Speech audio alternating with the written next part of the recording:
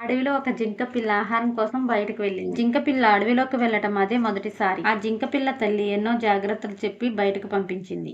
మొదటి రోజు క్షేమంగా తిరిగి వచ్చిన జింక పిల్లకు రెండో రోజు మాత్రం పెద్ద గండమే ఎదురయ్యింది. రుచికరమైన ఆహారం దొరికిందని చెరువు ఒడ్డున గుబురుగా ఉన్న పొదల్లోకి వెళ్ళింది జింక పిల్ల.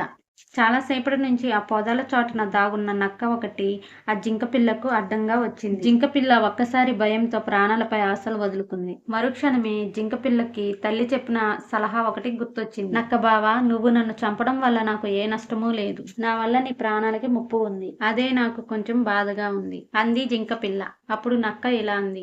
ఏంటి నువ్వు అంటున్నది అని ఆతృతగా అంటుంది నక్క. నక్కతో జింక పిల్ల ఇలా అంటుంది. నా కాలికి ఓ విషపూరిత ముళ్ళు గుచ్చుకుంది. ఆ ముళ్ళు తీయకుండా నువ్వు నన్ను తింటే నీ ప్రాణాలకు ముప్పే కదా అని అంది జింకపిల్ల.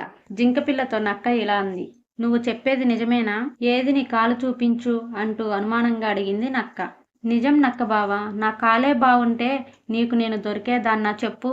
ఈ పొదల నీడలో నీకు ముళ్ళు కనిపించదు, కానీ అలా వెలుగులోకి నడు, నా కాలికి దిగిన ముళ్ళు చూపిస్తాను అని నక్కతో అంది జింకపిల్ల. రెండూ కలిసి పొదల్లో నుంచి చెరువు ఒడ్డుకు వచ్చాయి. జింకపిల్ల నక్కకి చూపించడానికి కాలు ఎత్తినట్టు ఎత్తి ఒక్కసారి దాని ముఖంపై తన్నింది. అది ఒడ్డును చేరుకునే లోపల జింకపిల్ల అక్కడి నుంచి రివ్వున పరుగు తీసింది. ఫ్రెండ్స్, మరిన్ని స్టోరీస్ కావాలంటే మన ఛానల్ని సబ్స్క్రైబ్ చేయండి, షేర్ చేయండి, లైక్ చేయండి. మరొక స్టోరీతో రేపు వచ్చేస్తాను. Bye friends.